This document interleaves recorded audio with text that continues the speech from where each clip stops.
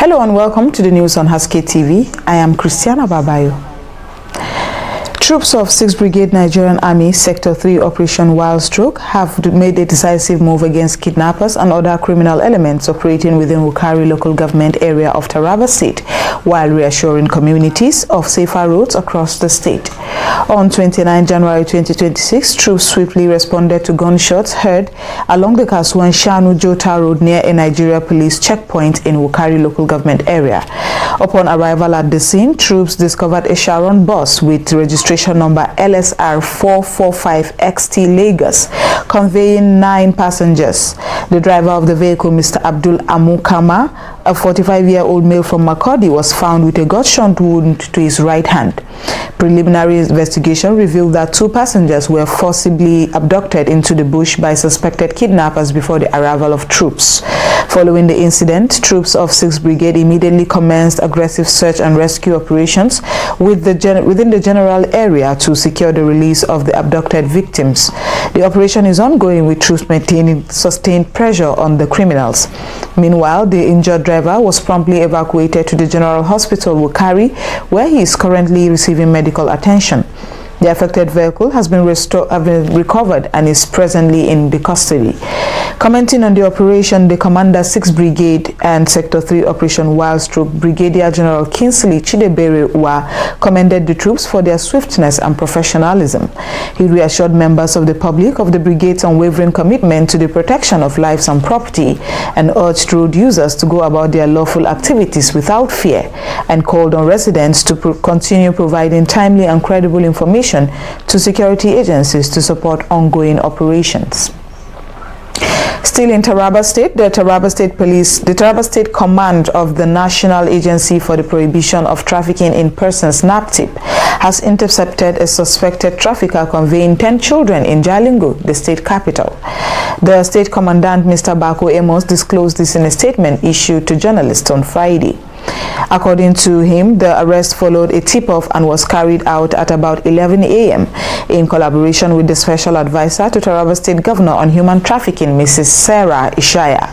Mr. Amos said the suspect and the rescued children are currently in NAPTIP custody while investigations continue. The Minister of Humanitarian Affairs and Poverty Reduction, Dr. Bernard Doro, says no fewer than 25 million Nigerians require humanitarian assistance annually. Dr. Doro made the disclosure at the Maiden National Council on Humanitarian Affairs and Poverty Reduction held in Calabar, Cross River State. He revealed that more than 60% of Nigerians are living in multidimensional poverty. The minister stressed that states and local governments remain at the front line of humanitarian and poverty-related challenges, calling for stronger capacity through financing, skills development, data integration, and institutional support. He noted that Nigeria's humanitarian and poverty challenges can no longer be addressed in isolation, but require coordination and collective responsibility across all levels of government and stakeholders. We will now take a short break and the news will continue when we come back. Stay with us.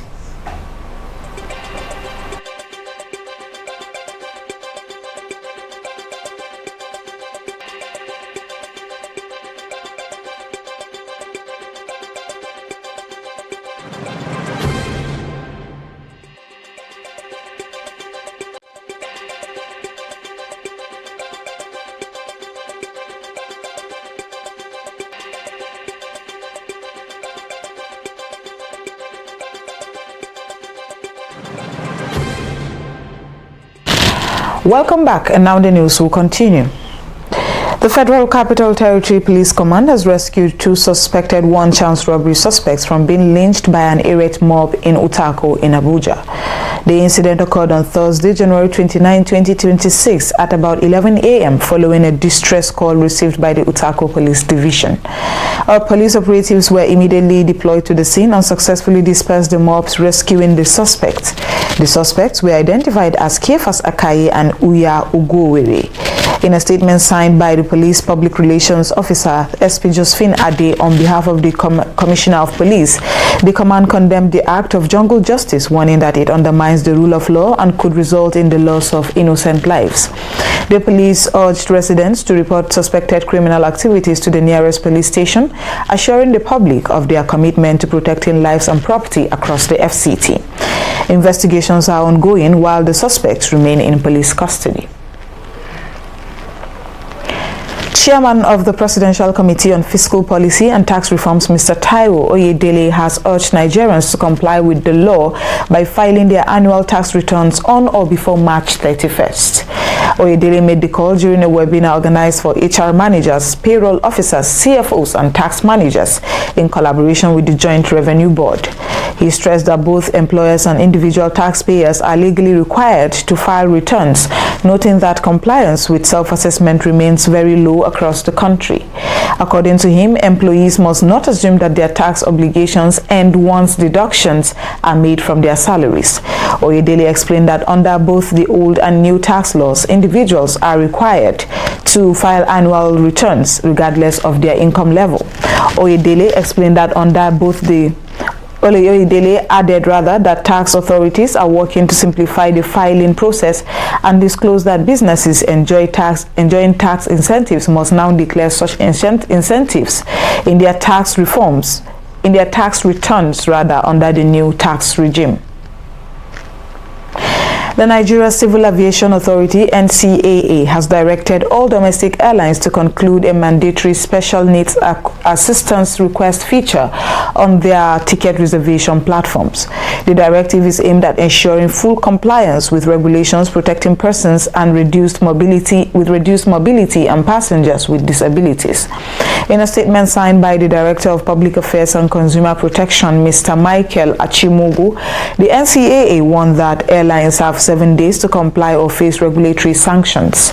The authority referenced existing aviation regulations which require airlines and travel agents to provide passengers with the opportunity to request assistance at the point of booking across all ticket sales channels.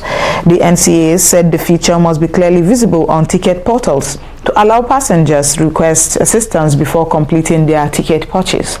Non-compliance, the agency warned, will attract enforcement actions in line with aviation regulations. And that brings us to the end of the news on Haske-Tv. I am Christiana Babayo. Stay tuned to our subsequent program, and thanks for joining us.